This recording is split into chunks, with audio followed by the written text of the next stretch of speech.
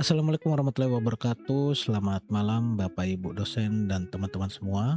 Perkenalkan saya Steve Mukago dan pada kesempatan kali ini saya akan mempresentasikan materi konflik dan kepemimpinan dalam perusahaan yang merupakan bagian dari mata kuliah Manajemen Sumber Daya Manusia 2. Materi ini sangat penting karena setiap organisasi pasti mengalami konflik.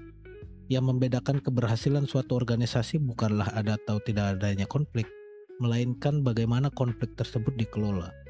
Dalam proses tersebut, kepemimpinan memiliki peran yang sangat besar dalam menciptakan lingkungan kerja yang kondusif serta mengarahkan seluruh anggota organisasi menuju tujuan bersama. Melalui presentasi ini, kita akan memahami penyebab konflik, cara penyelesaiannya, serta bagaimana seorang pemimpin dapat mengelola konflik secara efektif. Pada slide ini terdapat dua pokok bahasan utama. Yang pertama adalah konflik dalam perusahaan. Kita akan membahas apa yang dimaksud dengan konflik, penyebabnya, jenis-jenis konflik, hingga berbagai metode penyelesaiannya. Kedua adalah kepemimpinan dalam perusahaan yang mencakup konsep kepemimpinan, pendekatan-pendekatan kepemimpinan, teori kepemimpinan, hingga karakteristik pemimpin profesional. Kedua materi ini saling berkaitan karena keberhasilan organisasi sangat bergantung pada kemampuan pemimpin dalam mengelola konflik secara tepat. Kepemimpinan yang baik mampu mengubah konflik menjadi peluang untuk meningkatkan kinerja organisasi. Konflik merupakan kondisi yang muncul akibat adanya interaksi antar individu maupun antar kelompok yang memiliki tujuan, kepentingan, nilai, atau persepsi yang berbeda. Karena setiap orang memiliki latar belakang dan cara berpikir yang berbeda, konflik merupakan sesuatu yang tidak dapat dihindari dalam organisasi. Terdapat dua pandangan mengenai konflik. Yang pertama adalah pandangan tradisional, yaitu menganggap konflik sebagai sesuatu yang buruk. Dalam pandangan ini, konflik dianggap sebagai tanda adanya kelemahan dalam organisasi sehingga harus dihilangkan. Sedangkan pandangan perilaku melihat konflik sebagai sesuatu yang normal. Konflik dapat memberikan dampak positif apabila mampu mendorong inovasi, meningkatkan komunikasi, dan memperbaiki proses kerja. Namun, apabila tidak dikelola dengan baik, konflik juga dapat menurunkan produktivitas dan merusak hubungan kerja. Jadi, yang paling penting bukan menghindari konflik, tapi bagaimana cara mengelolanya. Konflik dapat muncul karena berbagai faktor.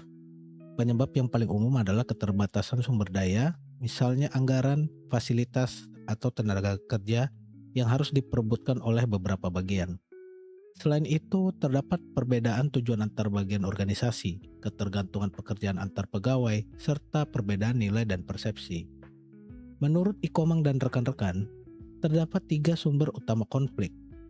Yang pertama adalah masalah komunikasi, seperti kesalahpahaman dalam penyampaian informasi. Yang kedua adalah struktur organisasi. Misalnya, ada persaingan antar bagian dalam memperoleh sumber daya atau pencapaian target. Yang ketiga merupakan masalah pribadi, yaitu adanya perbedaan kepentingan, karakter, maupun nilai yang dimiliki masing-masing individu. Oleh karena itu, komunikasi yang efektif menjadi salah satu kunci utama dalam mencegah konflik.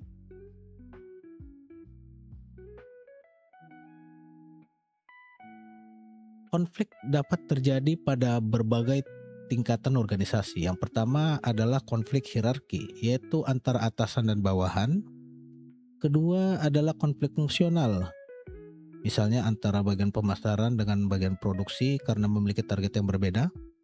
Yang ketiga adalah konflik antar lini dan staf, yaitu antara pihak yang mengambil keputusan operasional dengan pihak yang memberikan dukungan. Yang keempat adalah konflik antar organisasi formal dan informal. Selain lokasi, konflik juga memiliki tingkatan. Pada tingkatan rendah, konflik memiliki destruktif dan cenderung menyerang orang atau pihak lain. Pada tingkatan menengah, masing-masing pihak berusaha mempertahankan pendapatnya. Sedangkan konflik tingkat tinggi justru diselesaikan melalui diskusi secara terbuka, argumentasi yang logis, dan komunikasi yang sehat sehingga menghasilkan solusi terbaik. Terdapat beberapa metode dalam menangani konflik. Yang pertama ialah dominasi dan penekanan, yaitu menggunakan kekuasaan untuk menghentikan konflik. Cara ini memang cepat, tetapi seringkali hanya menyelesaikan masalah di permukaan. Metode kedua adalah kompromi, yaitu kedua belah pihak sama-sama mengurangi tuntutannya sehingga diperoleh jalan tengah. Sedangkan metode yang paling ideal adalah penyelesaian integratif, yaitu kedua pihak bekerjasama mencari solusi yang menguntungkan semua pihak, atau dikenal dengan prinsip win-win solution.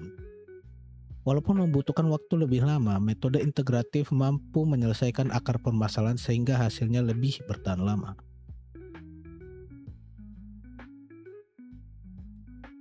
Dalam penyelesaian konflik, manajemen memiliki tahapan yang sistematis. Langkah pertama adalah menerima dan mengidentifikasi masalah yang terjadi.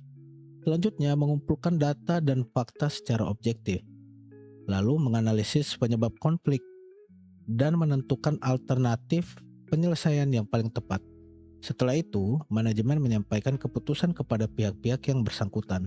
Dan terakhir, dilakukan evaluasi atau tindak lanjut untuk memastikan konflik benar-benar terselesaikan.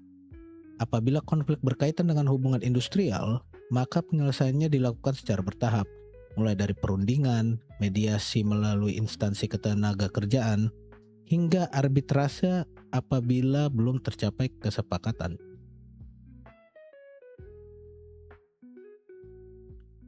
Setelah memahami konflik, selanjutnya kita membahas kepemimpinan. Kepemimpinan merupakan kemampuan seseorang dalam memengaruhi, mengarahkan, dan memotivasi orang lain agar bersedia bekerja sama mencapai tujuan organisasi. Pemimpin tidak hanya bertugas memberikan perintah, tetapi juga menjadi motivator, pembimbing, pengambil keputusan, sekaligus penyelesai masalah. Dengan kata lain, keberhasilan organisasi sangat bergantung pada kualitas kepemimpinannya. Menurut Stoner, kepemimpinan adalah proses memengaruhi aktivitas sekelompok orang untuk mencapai tujuan tertentu. Dalam organisasi terdapat 3 tingkatan kepemimpinan. Yang pertama adalah top management, yang bertugas menentukan visi dan kebijakan organisasi. Yang kedua ada middle management, yang menerjemahkan kebijakan menjadi rencana kerja. Dan yang ketiga adalah operating management, yang mengawasi pelaksanaan pekerjaan sehari-hari. Selain itu, terdapat 3 pendekatan dalam mempelajari kepemimpinan. Yang pertama ada pendekatan traits atau sifat, beranggapan bahwa pemimpin dilahirkan dengan karakter tertentu. Kemudian ada pendekatan behavior, menilai bahwa kepemimpinan dapat dipelajari melalui pengalaman atau pendidikan. Sedangkan pendekatan situasional berpendapat pada efektivitas kepemimpinan sangat bergantung pada kondisi yang dihadapi. Saat ini, pendekatan situasional merupakan salah satu pendekatan yang paling banyak digunakan karena dianggap lebih fleksibel.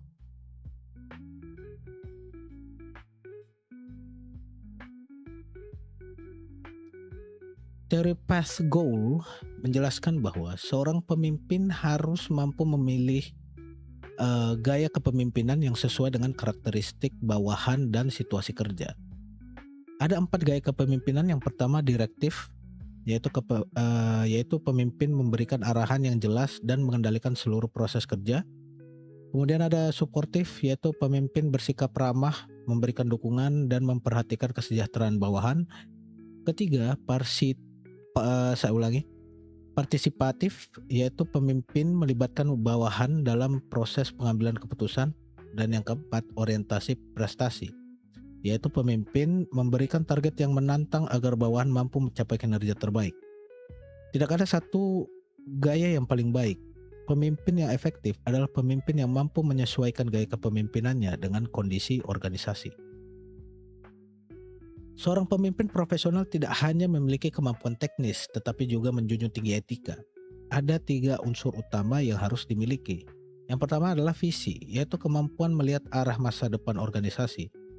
Yang kedua adalah nilai, yaitu prinsip moral yang menjadi pedoman dalam setiap keputusan. Dan yang ketiga adalah keberanian, yaitu keberanian mengambil keputusan meskipun menghadapi resiko. Selain itu, pemimpin juga perlu memiliki 3 jenis kecerdasan. Yang utama adalah kecerdasan intelektual, agar mampu berpikir logis.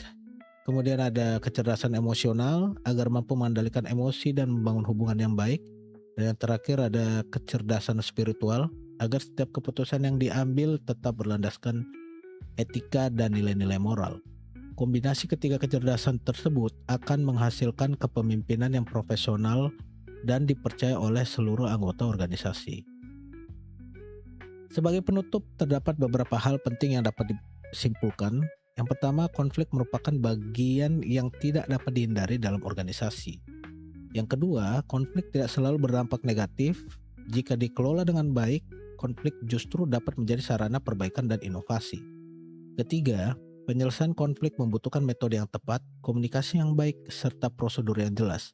Keempat, kepemimpinan yang efektif menjadi faktor utama dalam menciptakan organisasi yang harmonis, produktif, dan mampu mencapai tujuannya. Oleh karena itu, setiap individu perlu terus mengembangkan kemampuan kepemimpinan agar mampu menghadapi tantangan organisasi yang semakin kompleks. Demikian presentasi yang dapat saya sampaikan mengenai konflik dan kepemimpinan dalam perusahaan. Terima kasih atas perhatian Bapak, Ibu, dan teman-teman sekalian. Saya tutup.